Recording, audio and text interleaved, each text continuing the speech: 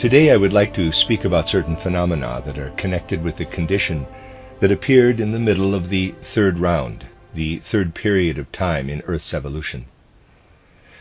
In this period, the human races that were formerly of a finer etheric substance sank deeper into materiality. The ability to form pictures and thoughts was developed.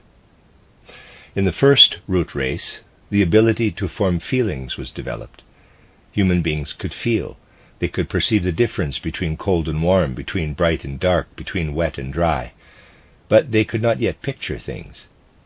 They did not yet have the ability to create pictures within themselves of the objects surrounding them in the world. They could not repeat within themselves what was outside of them. That began only with the third root race. On the one hand, we see the gradual appearance of the ability to form images, and on the other hand, coarse materiality of the physical world, which was expressed in the ability to reproduce and in the appearance of masculine and feminine. This development is connected with something else that can give us a deeper understanding of the picture of God. At that time, there was as yet no idea or image of God. Only beginning in the third root race could an image of God dawn on human consciousness. We can understand this only if we think of this development of how an image of God evolved as a real process. When we attempt to understand how an image of God began to take hold in humanity, we find that we can ascertain at first a form of religion that is distinguished from polytheism and from other forms of religion. For this reason, a special word was coined, henotheism.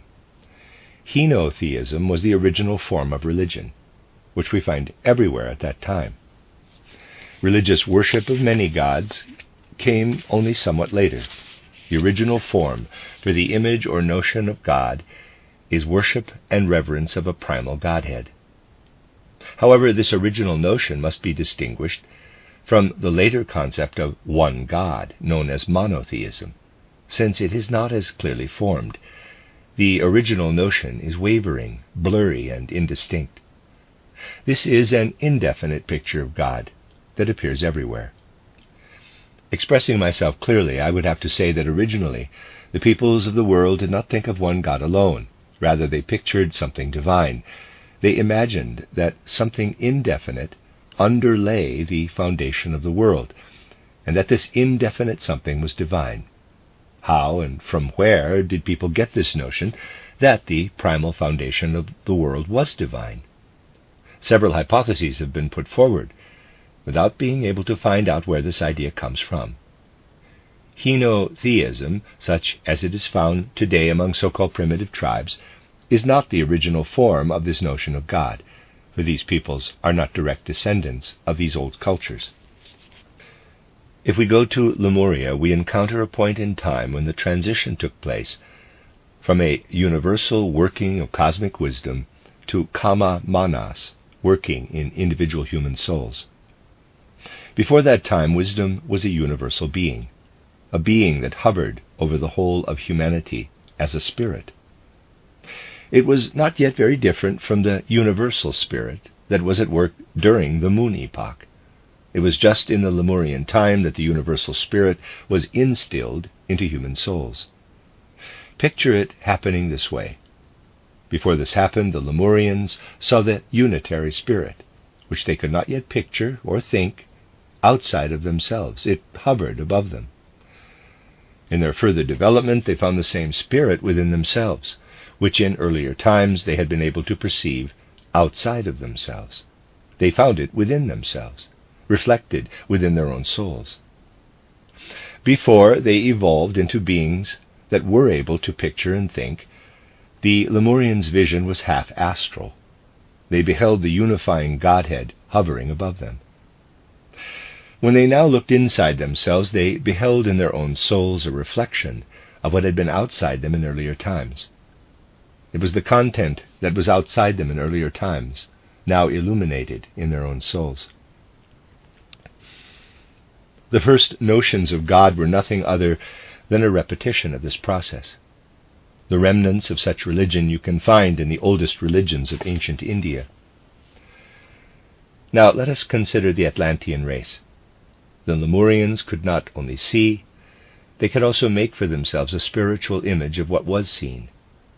But it is something different to have the capacity to carry a picture around that one has formed.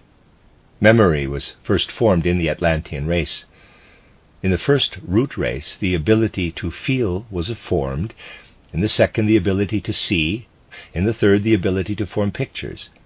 And only in the fourth root race could human beings retain the formed pictures and thereby create memory. If you think of that, memory was developed primarily by the Atlanteans, then you can imagine that religion had to have taken on a certain form with them. The Lemurian human race dwindled.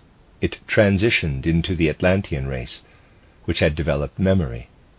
With their excellent memories, the Atlanteans could remember the pictures that their predecessors, the Lemurians, had made. That is approximately the way we should picture it. For example, as when you see the sun reflected in a drop of water, but not the sun itself. For this reason, the Atlanteans developed a twofold consciousness. The divine took hold of a place in our predecessors. They were our ancestors, in whose souls the divine lived. That was the time when ancestor worship began. The cult of ancestors appeared then. Ancestors were worshipped because people saw the divine light up in their souls. A variety of ancestor worship is seen in the later worship of heroes, Theseus, Jason, and so forth, that also belongs to the worship of ancestors. However, in this way, the worship of many gods was also introduced. Here we find real spirituality flowing into the souls of human beings, in memory, development of memory, within the fourth human race, in the age of the Atlanteans. Now we come to the fifth human race. The power of thought is developed in it. The Atlanteans did not calculate in the same way that we do, because the power of thought is necessary to do so. Logic. You know that 2 + 2 = 4. You know that. You acquired this knowledge through thinking. The Atlanteans did not yet have this ability. When they had 2 and then again 2, they did not say 2 + 2 = 4, but rather, quote, how many did we have in previous cases? The Atlanteans' ideas were thus bound to their memory. The Atlanteans could see their entire lives spread out before them, and also that of their ancestors. This should not be confused with the Akasha Chronicle. It was human memory. In earlier times, people sensed things with their entire nature. It was not like today, where we must first touch something. Today we have the laws of thought, for example, 2 + 2 = 4, and we conform ourselves to them. The religious consciousness in the fifth root race must be developed under the influence of thinking. Human beings in the fifth race seek not only to perceive what is around them, they seek not only to arrive at a sensation, rather they seek to grasp things with their thought. Thinking has become for them an important means for achieving wisdom. In this way they free themselves more and more from the past, because memory is drowned out. Revering what is old is disappearing. Reverence is attached only to what lives deeply in the soul as manas, and what announces itself as manas. For this reason, the fifth root race is reaching the point where manas is recognized as the divine. The fifth human race, therefore, no longer practices polytheism, but rather strives to achieve the mastery within and to recognize the center point of the human being. For this reason, we have in the fifth human race the greatest masters: Lao Tzu, Confucius, Buddha, Moses, Zarathustra, and so forth. Humanity has thereby been released from the past and from the worship of its ancestors. It is beginning to recognize divine wisdom that has been realized in time. If you understand the deeper meaning of ancient Greek mythological images, you will see how in the sequence of steps of the Greek gods there is complete awareness of this sequence of religious experiences. We must imagine that the same power that hovered everywhere above the Lemurians, the power that lived in space as a unifying wisdom, was called Uranus, or Father Sky, by the Greeks. Uranus was relieved by Kronos, the god of time, by the god who lived in memory. He constantly swallowed his children. He represented the entire ancestor divinity. Then followed Zeus, the anthropomorphized god, the god of the heroes. He is a variety of the same principle. Then the cult of Dionysus came. Dionysus was the striving, suffering, feeling, thinking human being. He was represented as originally having been killed, cut into pieces, and then resurrected. And now again he strives upward in the world. He is the representative of mastership, of mahatmaship, the representative of the image of God in the fifth race. Thus these three steps were preserved in Greek consciousness: Uranus as henotheism, Kronos and Zeus as polytheism, Dionysus as mahatmaship. This will explain to you why the religion of Dionysus in Greece was a secret, a mystery religion. The Greeks hid this cult in the mysteries. Aeschylus was called before the court because he had betrayed the secrets of the mysteries by portraying them on stage. But he was able to prove that he had never been initiated in the mysteries. Socrates had to die because it was believed that his teaching originated in the mysteries. Capital punishment was always the sentence for betraying the mysteries. Every mention in Greek myths of a trip to the underworld always signified an initiation. It meant that the one referred to was a student of the mysteries, even Hercules. Every myth signified something very specific, never something arbitrary. There was no need to believe. People just knew it. It was known through initiation. Initiation brought individuals to the point where they could really recognize the meaning of the myth. The initiate of the fifth root race is filled with the attitude that the fifth principle of humankind is struggling into existence in them, that they are bearers of humanity for the fifth root race. In this way they also arrive at the recognition of mahatmaship. The more deeply we go into these matters, the more we arrive at the inner progress of humanity's spiritual evolution. Now it will no longer appear so incomprehensible when I speak of the mysteries. You see, theosophy is nothing other than an ongoing revelation of secret connections and relationships to the world. The secrets that theosophy can reveal today are still very elementary, but they are something that already place human beings deeply into a great context. On the one hand, these secrets cause us to appear small, like a small pearl in a great clam. But on the other hand, we appear large when we reflect on the higher self and imagine our incarnations as a totality of pearls.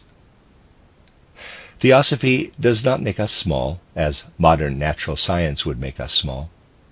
Modern science says, quote, "There are millions of Earths in the entire universe, all of which are occupied, and among all these our Earth is but a grain of dust," close quote.